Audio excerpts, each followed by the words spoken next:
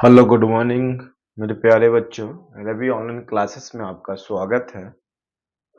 आज से हम लोग देखेंगे 10th क्लास का मैथ में हम लेके आए हैं द्विघात समीकरण, जो एनसीईआरटी 4.1 है। द्विघात समीकरण, द्विघात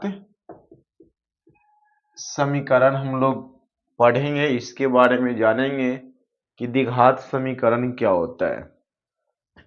देखिए, अगर द्विघात बहुपद पढ़े होंगे, बहुपद क्या होता है, तो बहुपद में एक ही प्रकार के चर होता है।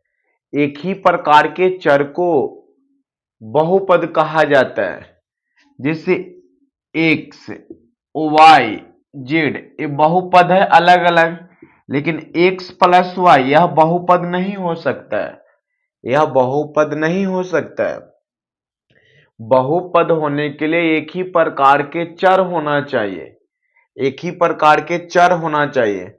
जैसे हम लिख सकते हैं x square plus x plus 6, यह बहुपद है। क्या है? बहुपद है। तो दोस्तों, जब द्विघात बहुपद, देखिए द्विघात बहुपद है या द्विघात बहुपद, द्विघात बहुपद के A X square plus B X plus C, A X square plus B X plus C के बराबर में शून्य लिया जाता है, तो A X square plus B X plus C बराबर 0 द्विघात समीकरण कहलाता है। द्विघात समीकरण, द्विघात बहुपद के बराबर में 0 लिया जाता है तो वह द्विघात समीकरण कहलाता है। क्या कहलाता है? द्विघात समीकरण कहलाता है।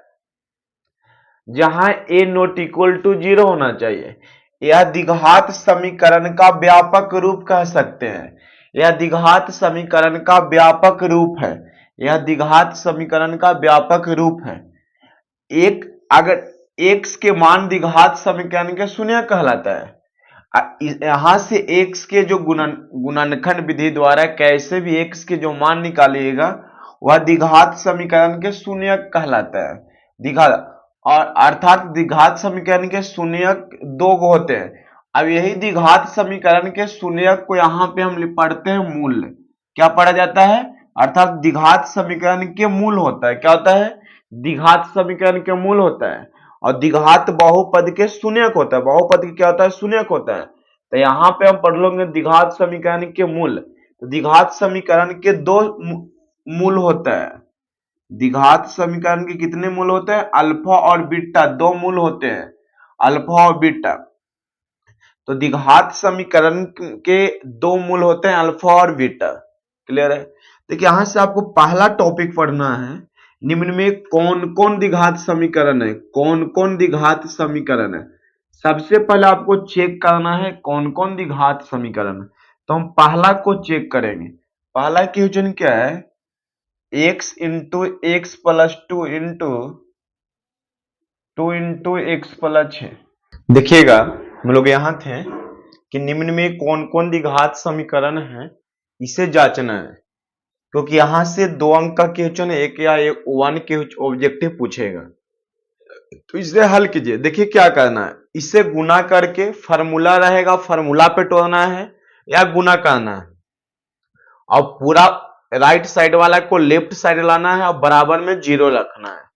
तो यहां पे गुना करेंगे तो क्या होगा? एक्स स्क्वायर प्लस 2x, इधर गुना कीजिएगा 2x होगा प्लस 6, उधर से इधर लाइए तो हो जाएगा एक्स स्क्वायर प्लस 2x, इधर से इधर लाइएगा तो जो प्लस वाले किस में हो जाएगा? माइनस में हो जाएगा, और बराबर में 0। 2x से 2x कट गया, एक्स स्क्वायर माइनस 6 बराबर क्या हुआ? 0। तो हमारे एक्स स्क्वायर बचा कि नहीं बचा? तो जिसमें एक्स स्क्वायर रहेगा, एक्स स्क्वायर रहेगा, वह द्विघात समीकरण होगा। तो हम कहेंगे यह द्विघात समीकरण है। यह द्विघात समीकरण है। तो पहला समझ में आ गया। अब इसे दूसरा देखिएगा, मतलब पहला द्विघात समीकरण है। दूसरा था x इंटू एक्स माइनस 2 बराबर x इंटू एक्स माइनस 6। दूसरा, इसे भी गुना करेंगे तो एक्स स्क्वायर माइनस 2x बराबर एक्स स्क्वायर माइनस 6x। तो देखिए यहाँ पे एक्स स्क्वायर माइनस 2x लाइएगा इधर तो माइनस एक्स स्क्वायर, और माइनस वाला क्या हो जाएगा प्लस 6x बराबर 0। तो एक्स स्क्वायर से एक्स स्क्वायर कट गया और 6x में से 2x घटेगा, क्योंकि इसके आगे प्लस है इसके आगे माइनस, तो घटेगा तो 4x बचेगा, 4x बराबर 0।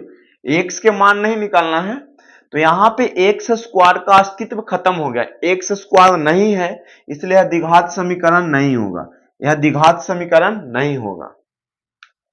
उतार लीजिए, उतारना चाहते हैं तो।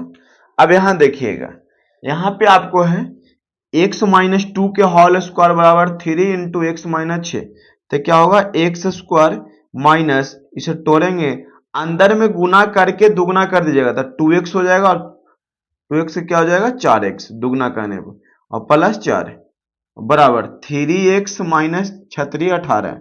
तो इधर लाइएगा तो x square minus 4x minus 3x plus 18 बराबर 0। तो इसे जोड़िएगा तो इसमें एक्स स्क्वायर है कि नहीं है, यह खत्म नहीं हुआ, तो यह द्विघात समीकरण होगा, यह द्विघात समीकरण होगा।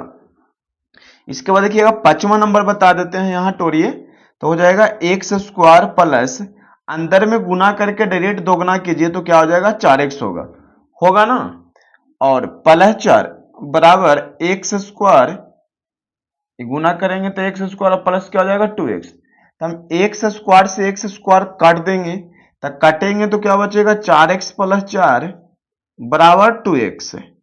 तो 4x plus 4x minus 2x बराबर 0। तो घटेगा क्या बचेगा 2x बराबर 2x प्लस 2 बराबर 0। तो यार इसमें एक्स स्क्वायर है कि नहीं है, नहीं है, इसमें एक्स स्क्वायर नहीं है, इसलिए एक ये जो 5वां नंबर था यह द्विघात समीकरण नहीं था।